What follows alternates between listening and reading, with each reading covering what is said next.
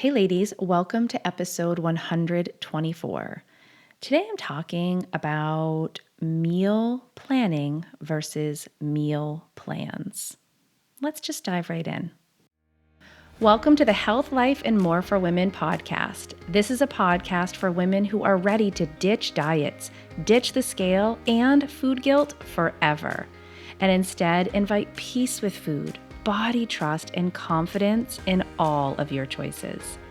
This show will shed some light on sneaky ways diet culture has infiltrated your thoughts, your family, and your well-being. I believe that no matter the episode, you'll walk away feeling informed, inspired, and encouraged. I'm your host, Jennifer D'Amato. I'm a certified intuitive eating counselor, coach, a mom of 4 daughters, a lover of all things pink, and I can't wait to dive into each and every episode with you. Let's dive in now. So, back when I was in my peak of disordered eating, I was following a provided meal plan. And I had been doing this for years. It was pretty much just no thinking, right? Everything that I was eating every given day, right on the plan. Everything was set for measurements as far as, how much I could have, what timing I could have it. And oh my gosh, it was exhausting. It wasn't any thought, yet it was exhausting. There was no variety. There was very little creativity.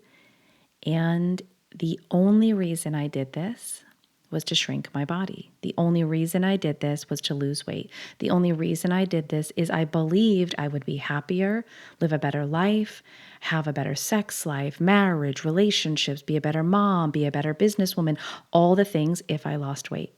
Yep, the only reason. And it was sold to me as a lifestyle. Well, this is just a lifestyle.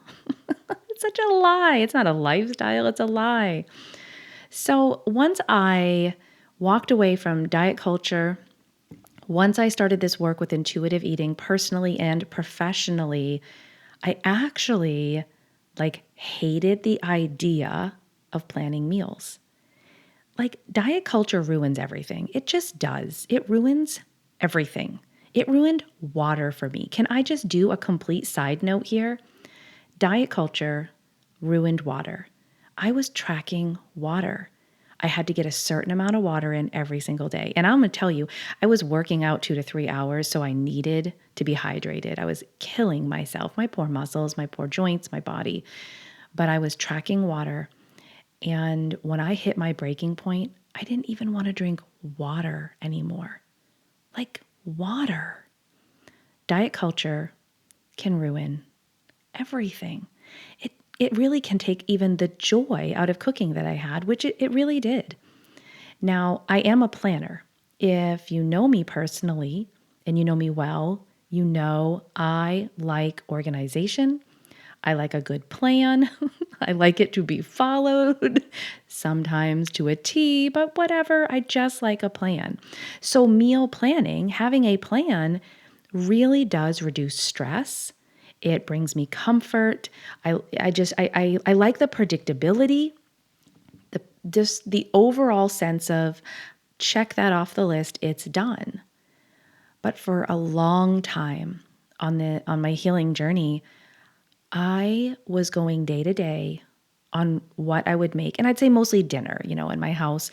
We'd have food in the house for our kids and for us for, breakfast and lunches, just things. But when it came to dinner, I had zero plan until the day got here. I went months and months and months like this, kept telling myself, I really would be better if I planned, but I couldn't bring myself to write out a meal plan. Now, you might think that is crazy talk or extreme or whoa, I don't know. You might think all sorts of things.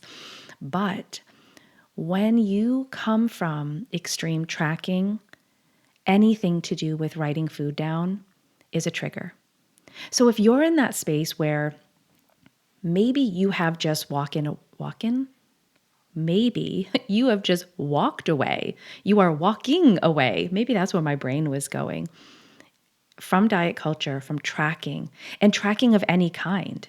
Tracking in Weight Watchers, tracking in Noom, tracking with macros, tracking with your calories, tracking using MyFitnessPal, writing things down in a journal for what you ate, any of those tracking. If you've just started that journey, this is why you might be struggling with the same thing where you don't want to plan. You don't want to write anything down, and you notice like a lot of negative emotions come up if you put pen to paper, if you try to get on the calendar and plan dinners even.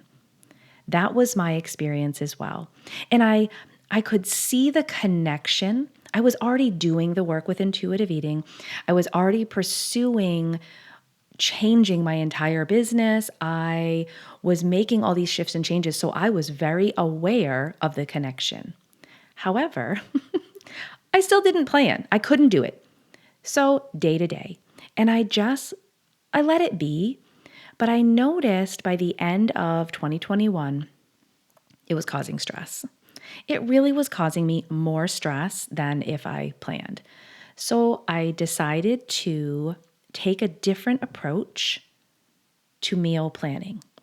So let's first talk about the difference between what a meal plan is and meal planning. And then I want to share with you how you can invite meal planning in a way that might feel safer and easy. So I shared a little bit about my experience with a meal plan, but a meal plan is anything that is created for you, telling you what to eat, when to eat, how much to eat. That is a meal plan. Now, you'll see these meal plans on just about every diet program. You'll notice that you can have meal plans, created for you online and just emailed to you. You notice there's ones that actually send you food. I think like Nutrisystem, like they send you the meal plan. Meal plans are external.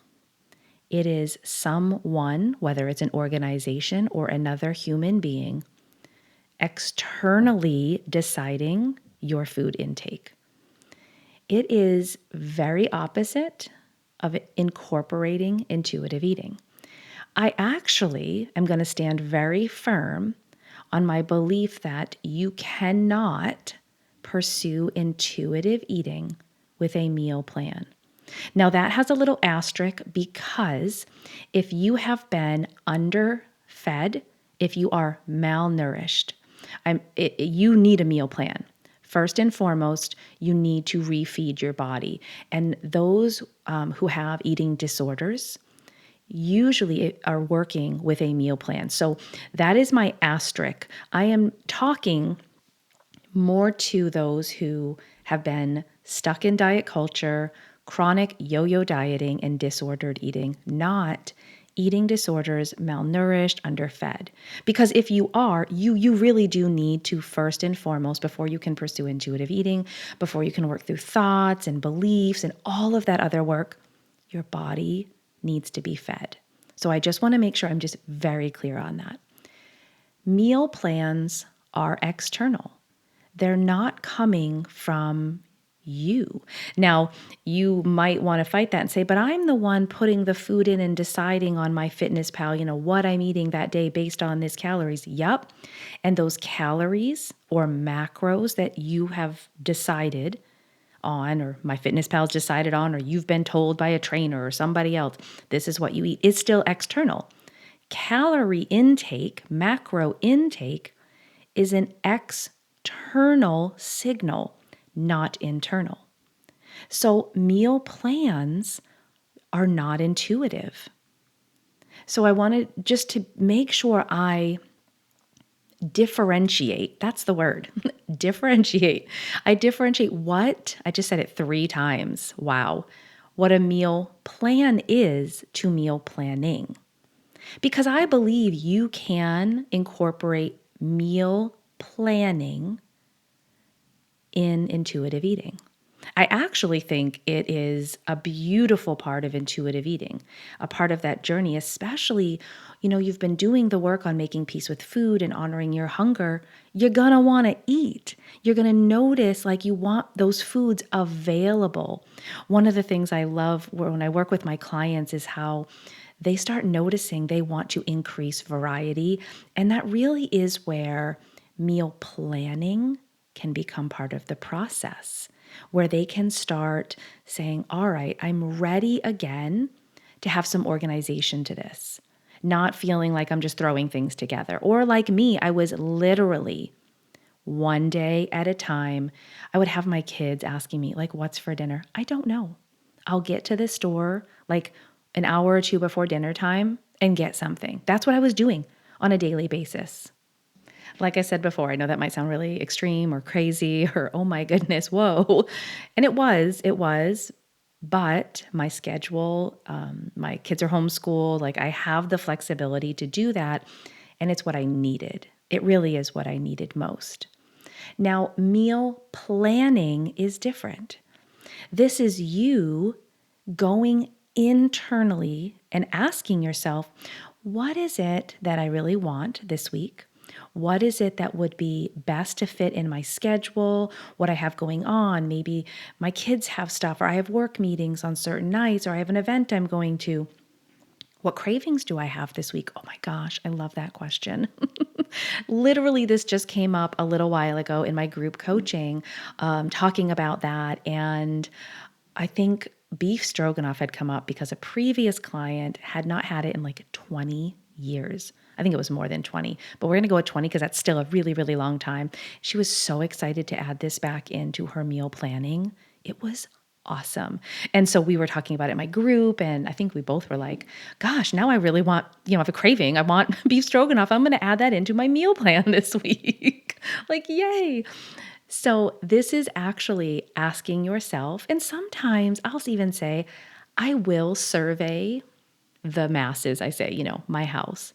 Anybody want, is there anything you want? Because I want my children, as I'm raising intuitive eaters, to understand honoring those cravings, honoring those, things of, oh, I've really been thinking about this, I want it, is part of intuitive eating. We don't let them sit and fester, and then we feel out of control when we're around that food. So I invite their cravings or what they're, thinking would sound delicious this week into the plan. Now, with meal planning, I actually take a different approach. Like I said, at the end of 2021, I had said I'm going to make it a goal to start planning meals. And when I say meals, for me, it's really just dinner. I have foods available for breakfast. And because my kids are home, I have foods available for lunch that are, easy that they can get themselves, and, foods for me as well that I like. So I'm asking those same questions, but they're just kind of there. It's really the dinner planning. So I am focused on that. And I would say it's even beneficial to focus on one meal in the planning part. Have other foods available, but focusing on that one meal might feel more doable. And the other component of that at the end of the year, I just said, I'm not going to try to do it all. There are people who do meal planning like so well, and I know I do it well, but as I'm reincorporating this, writing food down, planning ahead with what we'll be eating, I decided it would be best to take smaller chunks of time. Now, my schedule affords me the availability to be able to go to the grocery store twice a week. We also do, bulk shopping at Costco, and we have certain things, usually those proteins, our meat, sometimes frozen veggies, rice, those kind of things already in the house. So it's a little easier to say, oh, I just have to pick up a couple of things later in the week. I'll plan 3 to 4 dinner times, what we'll be eating. And my kids love this part. I even write them on. We have a whiteboard calendar because I personally detest the question, what is for dinner? It's just an inconvenient question to me. Like, what does it matter? I don't remember ever asking my parents what was for dinner. I just ate what was on the table. But my kids are intuitive eaters, remember. So that's why they ask this question all the time. Now, I put them on there, but it's usually only about 3 days. Now, sometimes in those, 3, maybe 4 days, it's frozen pizzas because my kids have, Wednesday nights, most of them are out of the house. Or I actually build in a leftovers night knowing what I'm making, that there's going to be a clean out the fridge night. And if you don't like what's in the fridge, guess what you get? Cereal. Or we call it like hodgepodge. You just grab a bunch of stuff and whatever sounds good to you, that's what you eat that's already available in the house. Sometimes those are built in. And I would say over the last, couple of years, it became kind of a norm for almost once a week to order food or even pick up from the deli. So that might be built in as well. So I do small chunks of time. My goal is to get to the full week. My goal is to have everything planned for the full week. And I will say one of the plans is usually not for me to cook because I don't want to cook every single night. So there's usually 1 or 2 nights I'm not cooking at all, whether the kids are, it's a leftovers, we're ordering, whatever that is. So my goal is just to get to the 5 with ease. So those 3 to 4 days at a time really have helped build that muscle again of planning. And I'm noticing I'm not having it's not a trigger. I'm not having these negative emotions attached to it because I took the time. I let that be and I worked through what I was experiencing with all the tracking. This is not an exact science. This is not something about being perfect or that I'm like in love with every meal. Because obviously, if I'm serving the masses and, they're asking for, I don't know, maybe a taco night that I'm just not in the mood for a taco night on a Tuesday. Do you know what I mean? That's okay. I still go internally and have those things in place. Maybe it's at lunch or during breakfast, or I know the next day is the meal I really, really want. It's not about loving every meal, that it's my favorite meal and that I'm always, choosing these things that are my favorites. But it's about knowing I'm going to have less stress. The food is planned. The food I want, I've asked myself those questions, the things I'm desiring, the things that would be easy, the things I enjoy, they are incorporated in those days or throughout the week. It really is very, very different than meal plans. And I know that and I knew that, but now I feel that. So no matter where you are in your journey, you might want to start incorporating some planning. You might notice 1 day at a time is where you are because it's still a trigger for you to write things down when it comes to food. Even in the planning aspect, you just can't do it right now, and that's okay. You might just want to have a bunch of foods available that are easy to put together each night. Now, you might be at a different part in your journey and you're ready to take those little chunks of time. Maybe it's 3 days, 4, and you just want to sit with that. You're not ready to plan, a full 7 days of meals. That's okay too. Maybe you do want to survey the masses, or you're like, you know what? This week, I'm not asking anyone. This is what I really want to eat. This is what we're doing. This is, we're incorporating leftovers. Or maybe we're having a breakfast for dinner night or a cereal night as part of the plan. Meal planning is one of the best ways to increase variety, to honor those, cravings. I always say I got a hankering for something, and also to reduce stress. I love that you can get all of that even in planning maybe just 3 meals for the week just to start. I hope this was helpful. I hope that no matter where you are in your journey, there's something you can grab from this, especially if you've struggled with tracking. If that's been part of your journey, I believe this will be a really beneficial exercise for you. I love that there's less stress because I'm doing more planning and that I'm not having any of that residual negative emotion that came from tracking. It took time. As you heard me share, it took time to get to this place where I can feel more comfortable in the actual planning. All right, ladies, I can't wait to join you again here on the podcast next week.